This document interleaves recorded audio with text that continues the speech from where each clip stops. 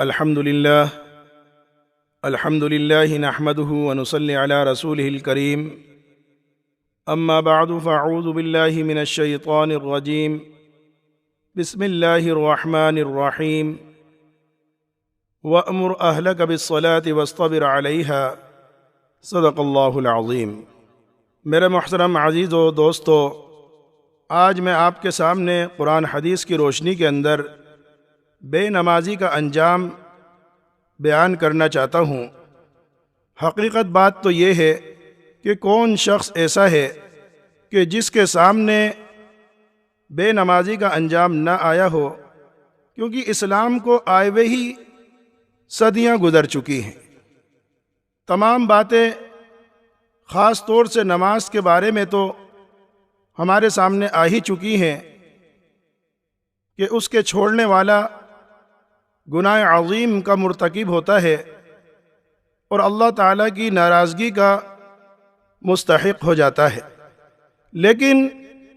ہم نے اپنے اندر یہ سوچ رکھ رکھی ہے کہ شاید ہمیں اطمینان اور سکون کہیں اور سے بھی حاصل ہو جائے۔ ضروری نہیں کہ ہم نماز کی پابندی کریں، نماز کو ادا کریں اپنے وقتوں کے اندر، تو ہم بآسانی نمازیں چھوڑ دیتے ہیں اور دوسری جگہ سکون اور اطمینان حاصل کرنے کی کوششوں کے اندر لگ جاتے ہیں۔ میرے محترم عزیز و دوستو، ذرا یہ تو بتلاؤ کہ جس نے تمام کائنات کو پیدا کیا، آسمان و زمین کو پیدا کرنے والا وہ اللہ، اور جس نے آپ اور ہم سب کو پیدا کیا، جب وہی یہ بات کہہ رہا ہے اور اگر تم نے میری عبادت سے منہ پھیرا، میں تمہاری محتاجگی کو دور نہ کروں گا، تمہیں پریشانی کے اندر مبتلا کر دوں گا، یعنی تمہیں کہیں سکون اور اطمینان نہیں ملے گا، تو میرے عزیزو ذرا فیصلہ تو کرو کہ ہم نماز کو چھوڑ کر کس طریقے سے اطمینان اور سکون حاصل کر سکتے ہیں۔ ترمذی اور ابن ماجہ کے اندر روایت ہے، ابو ہریرہ رضی اللہ تعالی عنہ کی، فرماتے ہیں کہ رسول اللہ صلی اللہ علیہ وسلم نے ارشاد فرمایا کہ اللہ ارشاد فرماتا ہے کہ اے آدم کے بیٹے، اگر تو نے میری عبادت کے لیے اپنے آپ کو فارغ کر لیا، میں تیرے سینے کو غنا اور استغنا سے بھر دوں گا اور تیری محتاجگی کو دور کر دوں گا، اور اگر تو نے ایسا نہ کرا تو میں تیرے سینے کو فکر اور شغل سے بھر دوں گا اور محتاجگی بھی دور نہ کروں گا۔ تو میرے عزیزو، جب اللہ ہی یہ ارشاد فرما رہا ہے کہ اگر تو نے میری عبادت سے منہ پھیر لیا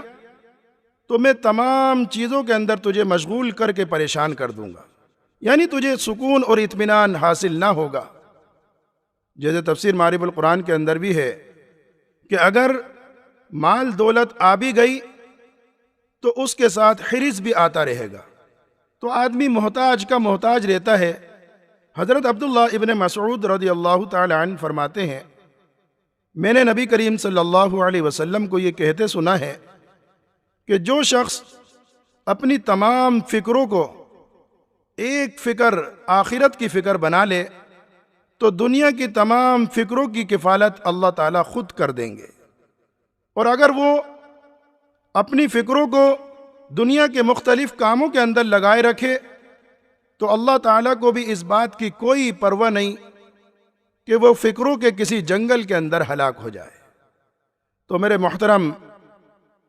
کیا ہمارا آخرت کا یقین کمزور ہے؟ کیونکہ یہ بات بھی حقیقت ہے کہ اگر آخرت کا یقین کمزور ہو تو اعمال کے اندر خود بخود کمزوری آ جاتی ہے، کیونکہ ایمان کی صحت کے لیے ضروری ہے آخرت کا یقین ہمارا پختہ ہو۔ یہی تو وجہ ہے کہ نبی کریم صلی اللہ علیہ وسلم کے جاں نثار صحابی، کیا وہ دنیا کے اندر نہیں تھے؟ ان کو تمام کاموں نے کیا نہیں گھیر رکھا تھا؟ حضرت فاروق اعظم رضی اللہ تعالی عنہ بادشاہ تھے اپنے وقت کے، حکومت کی ذمہ داری ان کے سپرد تھی، انہوں نے فرمان جاری کرا تمام عمال حکومت کو کہ تمہارے سب کاموں سے زیادہ اہم کام میرے نزدیک نماز ہے۔ تو میرے محترم کہ حضرت فاروق اعظم نہیں جانتے تھے کہ حکومت کے کام کتنے بڑے ہوتے ہیں، تو ہمیں کون سے کاموں نے ایسا مشغول کر دیا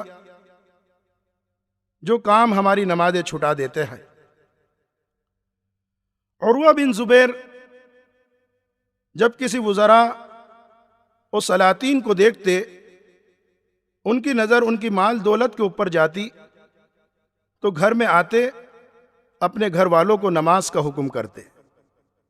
اور قرآن کریم کی آیت پڑھ کے سناتے، وَأْمُرْ أَهْلَكَ بِالصَّلَاةِ وَاصْطَبِرْ عَلَيْهَا۔ خود فاروق اعظم رضی اللہ تعالی عنہ بھی رات کو جب نماز کے لیے کھڑے ہوتے تو اپنے گھر والوں کو نماز کے لیے بیدار کرتے اور قرآن کریم کی یہی آیت سنا دیتے، وَأْمُرْ أَهْلَكَ بِالصَّلَاةِ وَاصْطَبِرْ عَلَيْهَا۔ تو لوگوں ہم فیصلہ کریں کہ یہ لوگ بھی تو تھے جن کو اللہ تعالیٰ نے حکومتیں دے رکھی تھی، حکومت کے کام کی ذمہ داری ان کے سپرد تھی، لیکن اس کے باوجود نماز کو ان لوگوں نے سب سے اہم سمجھ رکھا تھا۔ اللہ تعالیٰ ہم سب کو صحیح سمجھ کی توفیق عطا فرمائے۔ وآخر دعوانا ان الحمد للہ رب العالمین۔ دوستو، اگرچہ آپ نے ہمارے اس چینل کو ابھی تک سبسکرائب نہیں کیا تو ویڈیو کے نیچے سبسکرائب کا ریڈ بٹن کلک کر کے ہمارے چینل کو سبسکرائب کریں، اور ہاں، ساتھ ہی بیل آئیکن کو ضرور دبائیں تاکہ ہماری آنے والی ویڈیوز آپ تک پہنچتی رہیں۔ شکریہ۔